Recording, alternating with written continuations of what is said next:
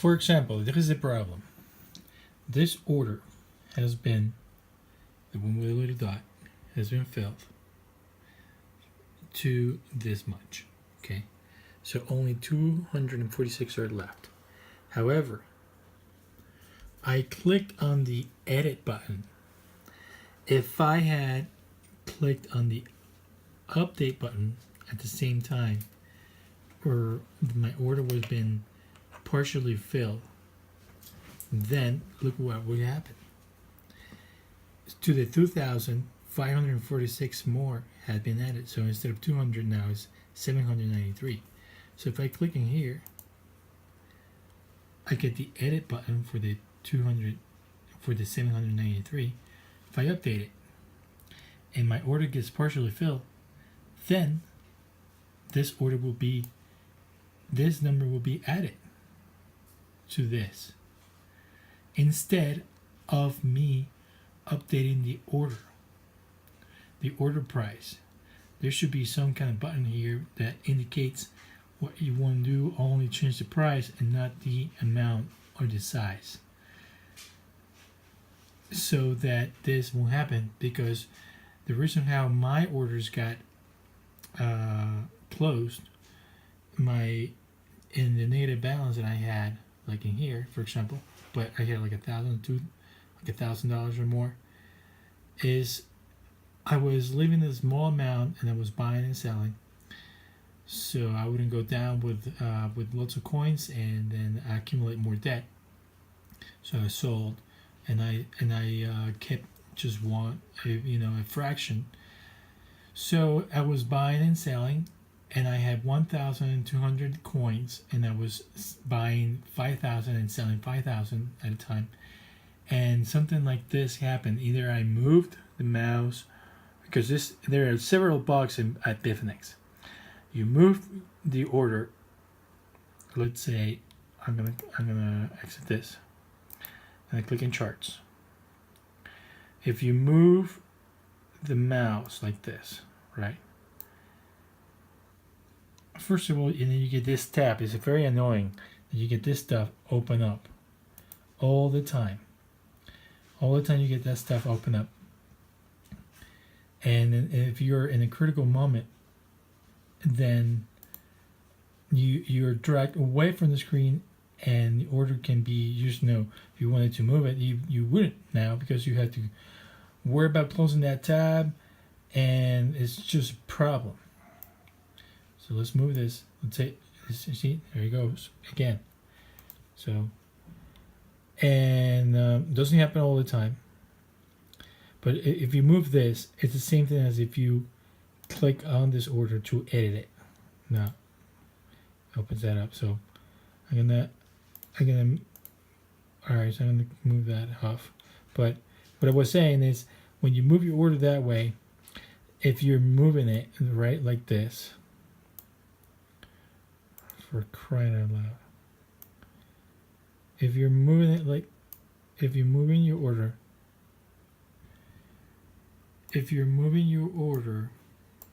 now it won't let me move it because this tab wants to open for the trading view. So if you are trying to edit your order and you move it, the same thing happens as when you click here, down here, to edit it. And then, so I had an order, I moved it, right, to close it, to move the price down, and then someone did a big marker order, and they bought my order. And when I released the mouse, then the order duplicated, and I ended up selling my other 1,000 coins down in I think I had 1,500. The other 1,500 coins plus another 5,000, and I went under a short where I knew it was an uptrend, and I was selling on an uptrend because sometimes I like doing that, so I don't have to chase the price or anything. You assures you that you know exactly what you're going to sell and everything, and it was going to finish the uptrend, I believe, but still, that's just the way I do it. So, and then in any case, it went to a short position that I had to close because I didn't know what was happening. Sometimes when an order gets closed, then this flashes and you didn't get to see anything, and then it took my coins. I took my Litecoins, that I had bought. I had like 130 something. Took them for 110 or something like that. A really low price, and it really hurt me. It was just bad. So when you do this bitfinex stuff, don't update the order here unless the price is really far away. Don't move the price. Always close it and start a new order. And what was the other thing that this has a bug with? For now, I can only think of those two things. Oh, if you have a very, very small amount here on coins, right? Like it happened to me with other orders. So let's say I had this, right? And the price is going up right now to 96, and I'm going to look to see how far it's going to go. This is a 3-minute chart. The MACD is good. The divergence here to the uptrend is fine. Let's look at the overall market to see what the whole sentiment is. Everyone is going up. So this is important for you to see. I'm showing you some tricks. It is important for you to see everything that what's happening, so you get to see all those marks. It's not the same as if I had to divide it in two, right? So, or like that. It doesn't show you the same thing. It's best to see every single price bigger, because this is a big monitor. Well, this is a 4K monitor, big resolution, but it's not very big, so you can't really see much unless you're close. And so those big numbers help me. Right? I have a ripple up here, and this mark, right? Else you only see one for each little square, although I have XRP here all the time. And then so I get to see the overall market. Now there's some kind of party poop there, because it's selling at 96, and well, it's usually XRP likes to follow Bitcoin, and Bitcoin is doing that as well. And I can count already five waves right there. So 1, 2, 3, 4. We're short 5. So it's time for me to think about getting off this trade. Although it could even go even further, because over here, for example, in the Ethereum Classic, this looks like pretty much like 3, and it's going to go down here and touch this and probably keep going up because we're very bullish right now. But still, working my way up on this, and now we have an indecision candle over there. And although the MACD is still, it's not showing that. Let me see.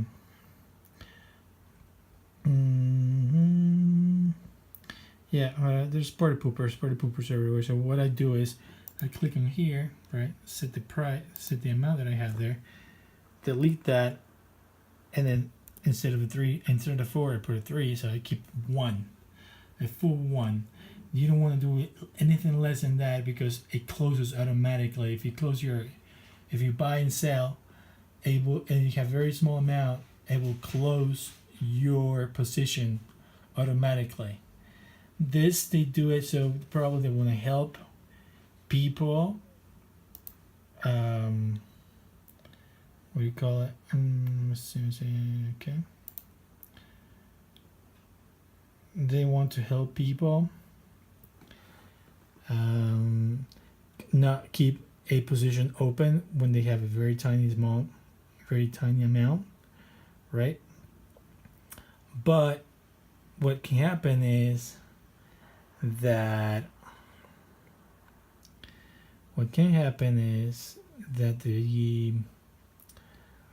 the person doesn't really want to close that position, and I'm a big boy, so if I want to close my position, I use the whole amount, not just part of it.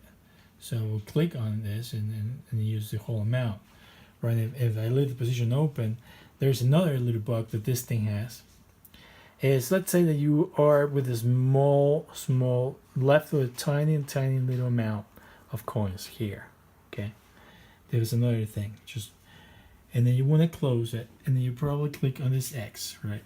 That's the only way, because it has a minimum. You have a minimum order that you can close something with, and then you click on this X. Now this thing, if it's gonna keep going on the bullish trend, now we'll reverse. And there's some people think that that's what's going to happen right here. So I'm gonna cancel this order.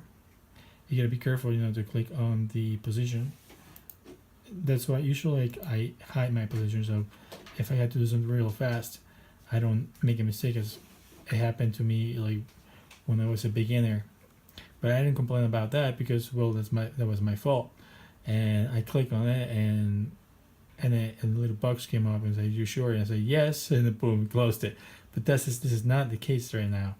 The case is that it left a small position, small amount, and I click, and I sold the amount that I sold, but automatically closed the whole thing on me, and that took like $2,000 worth of coins at a very cheap price that I was carrying with me, because I didn't sell them. I just knew they're coming back up. Everyone knows that this coins go back up. So especially if you have a lot of coins, you can't just go around and sell them all the time.